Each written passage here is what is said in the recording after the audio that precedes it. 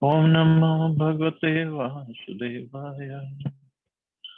Narayana Namaskritya Naram Chet Narottam Devim Saraswatim Vyasam Tato Jayamudire Nashtaprayeshu Bhadreshu Nityam Bhagavata Sevaya Bhagavati Uttam Shloke Bhagavati Naishtaki. So continuing with the discussion on Srimad Bhagavatam, Canto 5, Chapter 1, the activities of Maharaj Priyavrat, text number 7 onwards. So as we know, Maharaj Priyavrat was performing his tapasya and Narad Muni approached him, Swayambhuva Manu approached him, asked him to take up the service of ruling the world. And he was like, no, I'm not going to do it because I'll get entangled. So let's see what happens now. So Shukdev Goswami is further speaking. Atha Bhagwan Adideva etasya guna visargasya paribramna anu dhyana vyavasthit sakal jagad abhipraya atma yonir akhil nigam nij gana pariveshtitah swabhavanad avatatara. Shri Shukdev Goswami continued, the first created being and most powerful demigod in this universe is Lord Brahma, who is always responsible for developing universal affairs. Born directly from the Supreme Personality of Godhead, he dedicates his activities to the welfare of the entire universe, for he knows the purpose of the universal creation.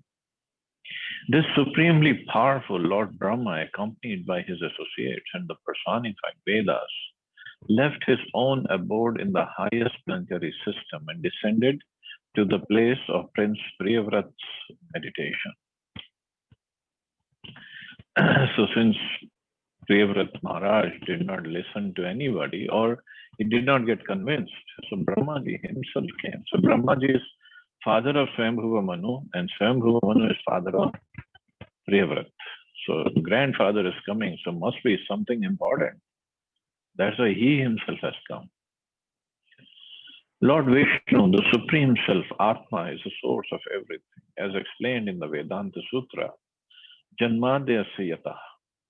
Because Lord Brahma was born directly from Lord Vishnu, he is called Atma Yoni.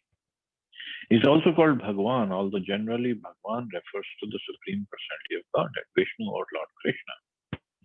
Sometimes great personalities, such as demigods like Lord Brahma, Narad, or Lord Shiva, are also addressed as Bhagwan because they carry out the purpose of the Supreme Personality of Godhead.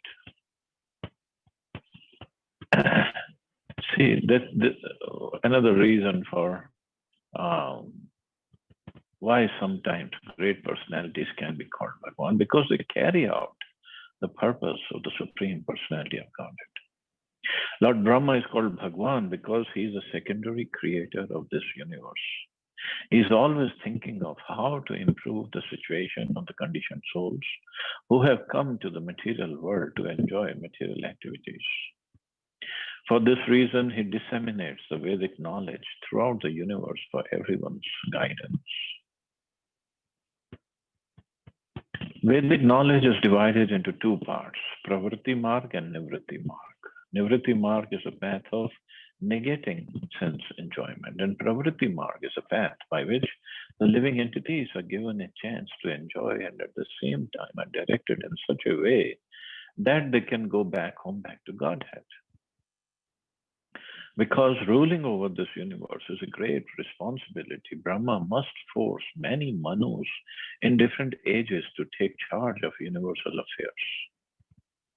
So this universe, ruling over the universe is a responsibility because the king or the ruler has to try to engage everybody in the proper discharge of duties so they get rectified and become eligible to go back home, back to Godhead.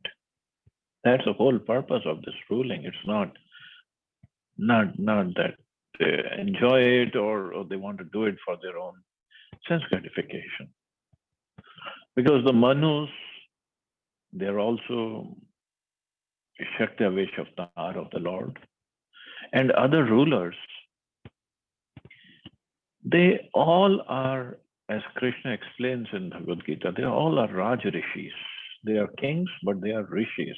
Rishis in the sense they all know the scriptures, they all know the purpose of life, how to engage everybody in this uh, purpose of life.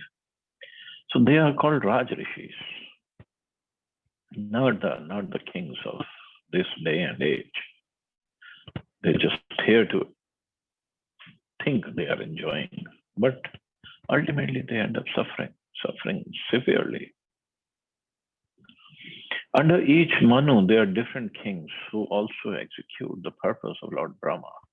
It is understood from previous explanations that the father of Dhruva Maharaj, King Uttanpad, ruled over the universe because his elder brother Priyavrat practiced austerity from the very beginning of his life. Thus, up to the point of the Prachetas, the kings of the universe were all descendants of Uttanpad Maharaj. Since there were no suitable kings after the Prachetas, Swayambhuva Manu went to Gandhamadan hill to bring back his eldest son, Priyavrat, who was meditating there. Swayambhuva Manu requested Priyavrat to rule over the universe. When he refused, Lord Brahma descended from the supreme planetary system known as Satyaloka to request Priyavrat to accept the order. Lord Brahma did not come alone. He came with other great sages like Marichi, Atreya, and Vashishta to convince Priyavrat that it was necessary for him to Vedic injunctions and accept the responsibility of ruling over the world. Lord Brahma also brought with him the personified Vedas, his constant associates.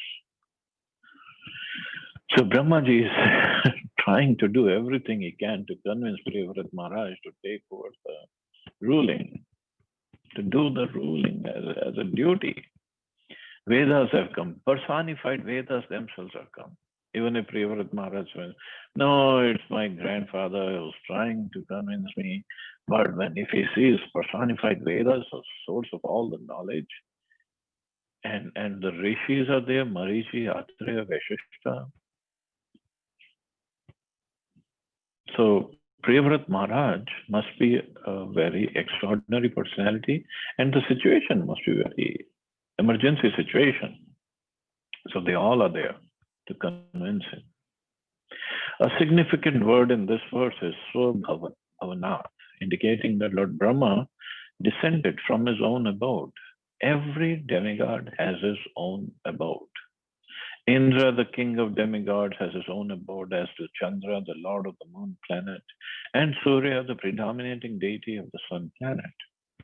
There are many millions of demigods, and the stars and planets are their respective homes.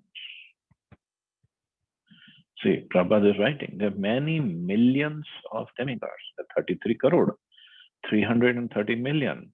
It's not 33 koti that this message has been going on around on the WhatsApp and Facebook all the time. I pretty much receive it every month. That it's 33 koti. And then that writer, I don't know from where he got this intelligence. He said koti means categories. There are only 33 categories of demigods. No, there are 33 crore. Koti also means crore. Koti can means category. I'm not saying it cannot, but here it means crore. So there are many millions of demigods. And this is confirmed in Bhagavad Gita. Yanti Devavrata Deva. Those who worship the demigods go to their different planetary systems. Lord Brahma's abode, the highest planetary system, is called Satyaloka or sometimes Brahmaloka. Brahmaloka usually refers to the spiritual world. The abode of Lord Brahma is Satyaloka, but because Lord Brahma resides there, it is also sometimes called Brahmaloka. So Lord Brahma came from his loka, his planet, to convince Priyavrat Maharaj. So tatra jadanatal udupatir vimanavali bher anupatham mar parivrinar Abhipujyamanaha Pati Pati Chavaruthasha Siddha Gandharva Sadhya Charanam Muni Ganar Upagiyamano Gandha Madana Drona Dronim Eva Bhasyan Up Sasarpa. As Lord Brahma descended on his carrier, the great swan, all the residents of the planets named Siddhaloka, Gandharvaloka, Sadhyaloka, and Charanloka, as well as great sages and demigods, flying in the different airplanes, assembled within the canopy of the sky to receive Lord Brahma and worship him. So within the canopy of the sky means it's the open atmosphere. As he received respect and adoration from the residents of the various planets, Lord Brahma appeared just like the full moon surrounded by illuminating stars. Lord Brahma's great swan then arrived at the border of Gandhamadhan hill and approached Prince Priyavrat, who was sitting there. It appears from this description that there is a regular interplanetary travel between the planets of the demigods. Another significant point is that there is a planet covered mostly by great mountains, one of which is Gandhamadhan Hill. Three great personalities, Priyavrat, Narad, and Swayambhuva Manu, were sitting on this hill. According to Brahma Samhita, each universe is filled with different planetary systems, and every system has a unique opulence. For example, on Siddhaloka, all the residents are very advanced in the powers of mystic yoga. They can fly from one planet to another without airplanes or other flying machines. Similarly, the residents of Gandharvaloka are expert in musical science, and those on Sadhyaloka are all great saints. The interplanetary system undoubtedly exists, and residents of different planets may go from one to another.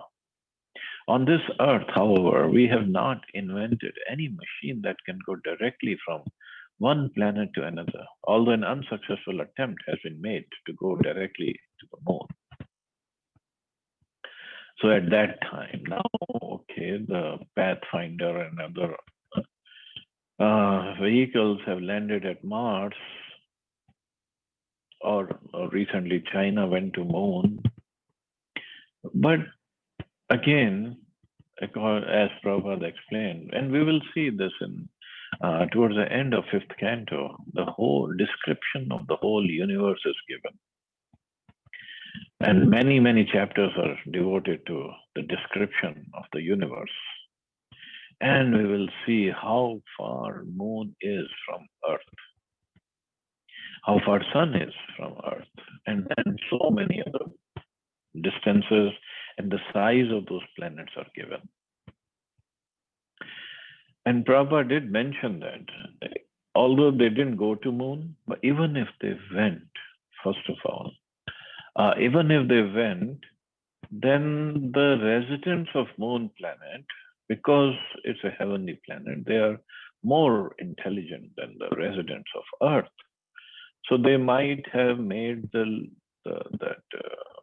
spacecraft land in the desert area of the moon, where there is no vegetation, nothing. So we get more confused. Otherwise, he said, moon has vegetation, buildings. If the king is there, then the residents have to be there, the cities have to be there, everything has to be there. It's not that the king is sitting alone on moon, doing nothing. And also, all the things that exist on moon, they are not the same way that we have on Earth. Everything is made of earth, water, fire, air, ether, mind, intelligence, false ego. That's it. These are the 8 ingredients. But the permutation combination of the 8 ingredients is different on moon or on the sun or on other planets.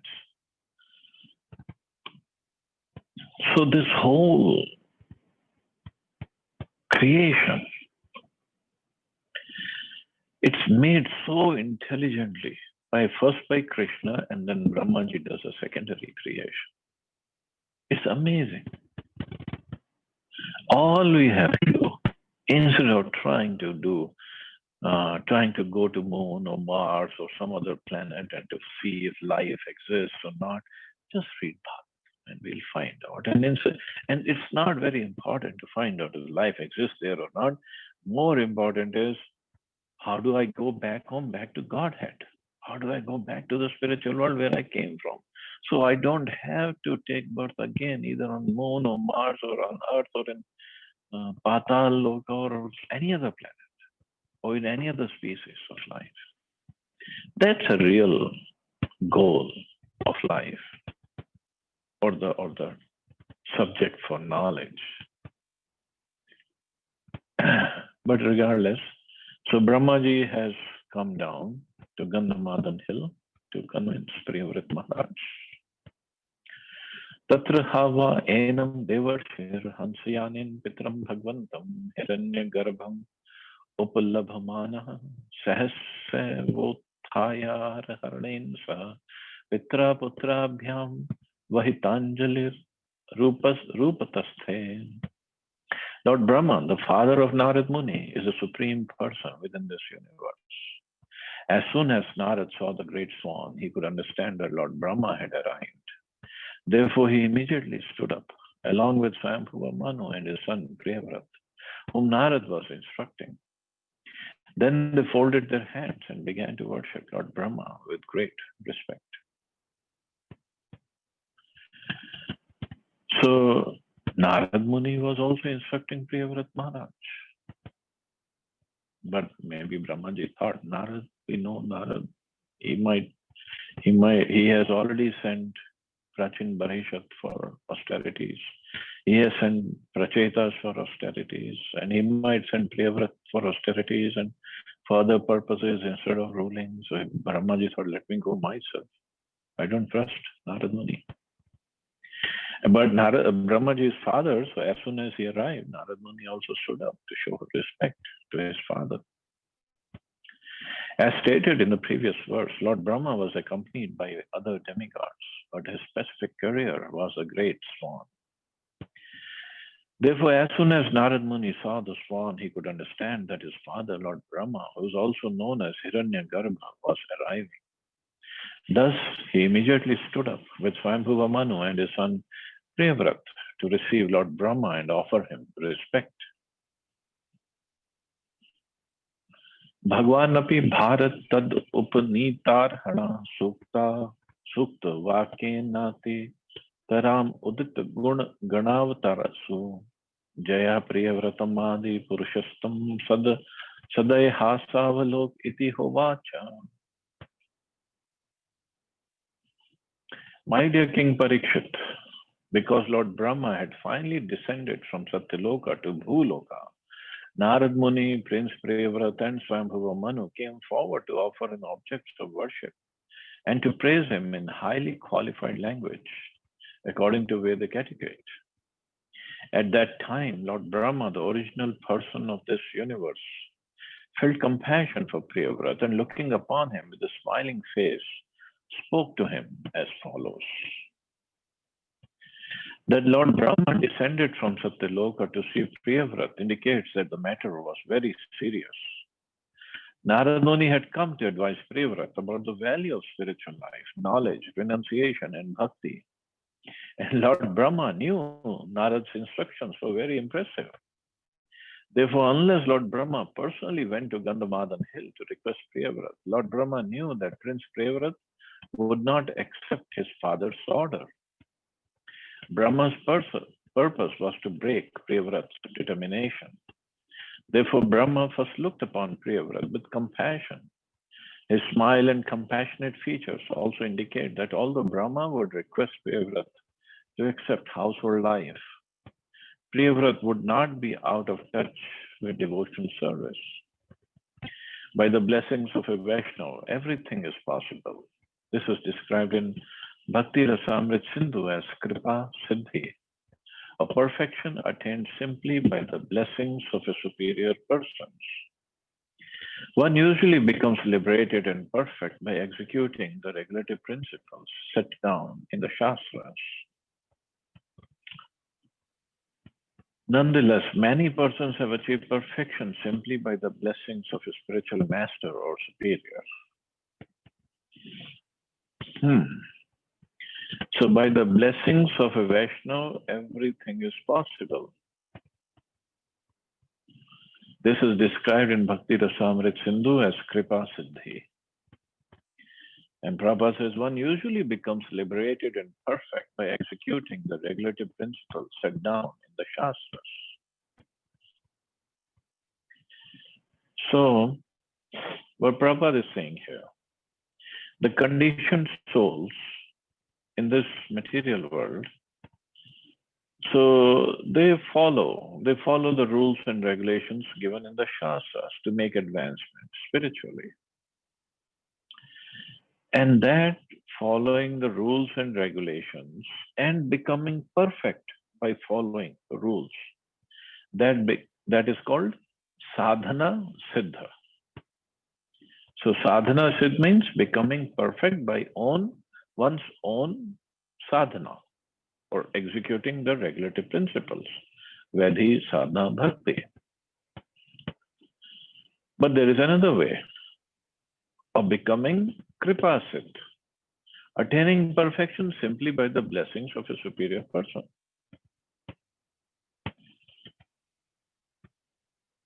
So Siddha means perfection, perfect.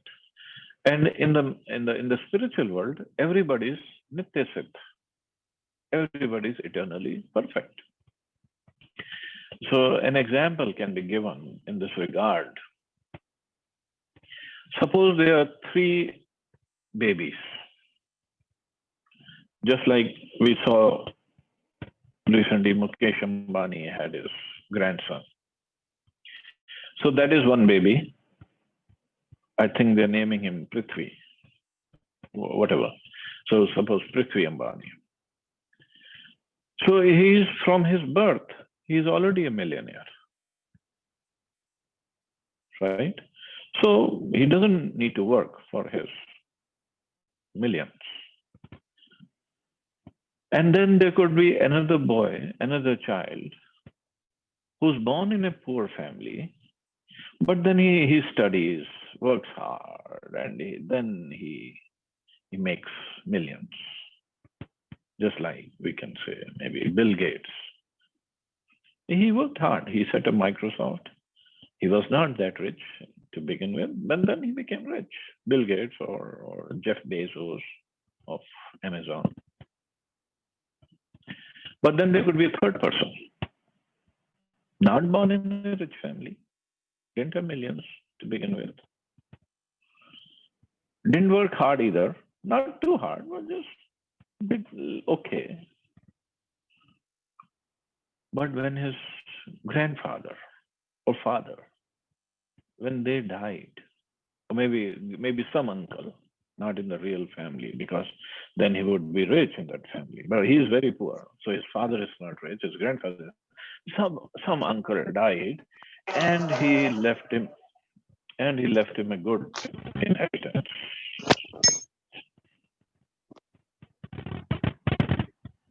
And he left him a good inheritance. So he became millionaire by getting the money from his uncle. So first one is Nitya Siddha, who's already rich. Second one is Sadhana Siddha. He worked hard and became perfect.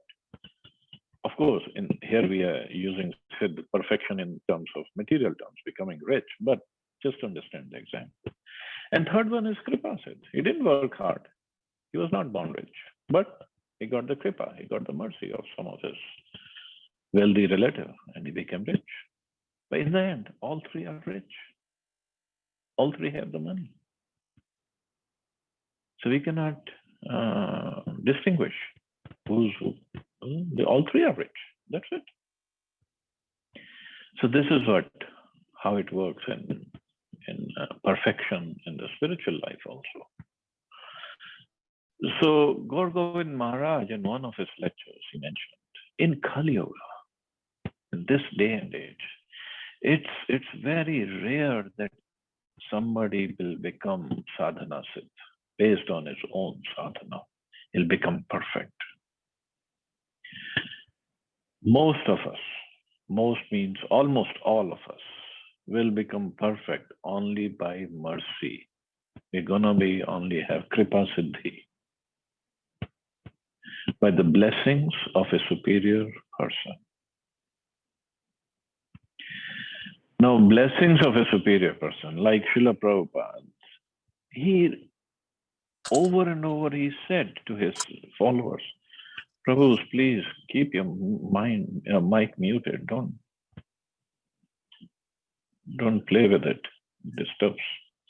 So he said over and over, just chant 16 rounds and follow the 4 regulative principles. You'll go back, come back to Godhead.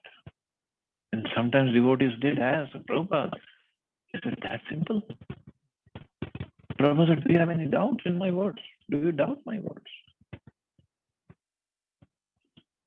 So we should not have any doubts in the words of Prabhupada, because Prabhupada, by his mercy, by his blessings, causeless mercy, he'll take us back. But condition is we have to do our sadhana properly and not think that because of our sadhana we will become perfect.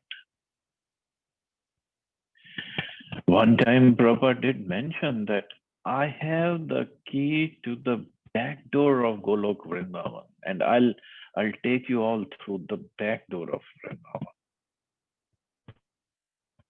Not from the front door, because we are not eligible to go through the front door.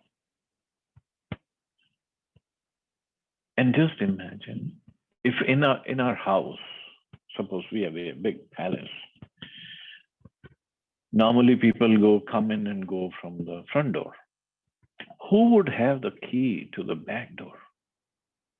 Only somebody who's very confidential, very well situated person. We don't know the real position of Prabhupada, but definitely he's very, very confidential person, confidential in the pastimes of Radha Krishna and in the pastimes of Chaitanya Mahaprabhu. So very, very exalted person. And him giving us the blessings, because he only made this rule of 16 rounds per day, minimum. Bhaktisiddhanta Maharaj said 64 rounds. But he said, okay, 16 rounds, still, I'll take you back. We don't need to stop at 16, we can chant more, but this is Prabhupada's position, unique, very exalted position that he can take us back by his blessings. So all we have to do, just continue with our sadhana in the best possible way, still try to manage, do the best chanting rounds we can, but wait for the kripa of Srila Prabhupada. And seeing our sincerity, definitely his mercy will come. And this kripa is not, oh, you eat green chutney or red chutney and this or that nonsense. No. His kripa will be based on how much we are trying to execute, trying to follow his words, follow his orders. That's all. Prabhupada further writes, Priyavrat was a grandson of Lord Brahma, and as joking competition sometimes takes place between grandson and grandfather. In this case also, Priyavrat was determined to remain in meditation, whereas Brahma was determined that he ruled the universe. Thus, Lord Brahma's affectionate smile and glance meant, my dear Priyavrat, you have decided not to accept household life, but I have decided to convince you that you must accept it. Actually, Brahma had come to praise Priyavrat for his high standard of renunciation, austerity, penance, and devotion, so that he would not be deviated from the devotion service, even though he would accept household life. In this verse, one important point is Shukta Vakena by Vedic hymns. In the Vedas, there is the following prayer to the Lord Brahma, Hiranya Garbha, Samavartatagre Bhutasya Jata Patir Eka Asit. Brahma was received with the appropriate Vedic hymns, and because he was welcomed according to the Vedic etiquette, he was very pleased. So Brahmaji is very pleased, and he's ready to give his benedictions on Priyavrat Maharaj, and to convince him that, okay, even though you will get into household life, but your renunciation, austerity, penance, devotion, they'll remain intact, and you will not be deviated from devotion service. So I guess we'll stop here. See anybody has any questions or comments.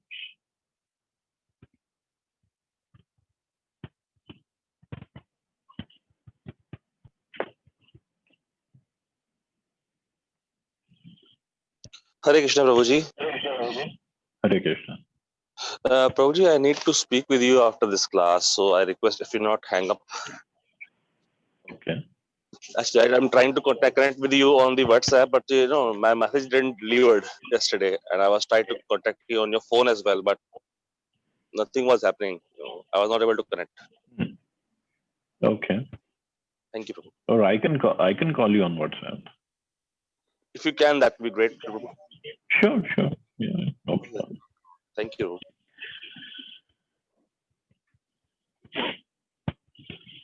Any other question or comments?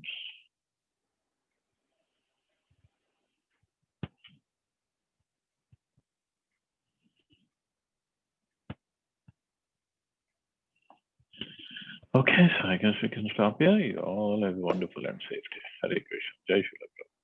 Thank you, Hare Prabhuji. Krishna. Hare Krishna. Jai Jai Shri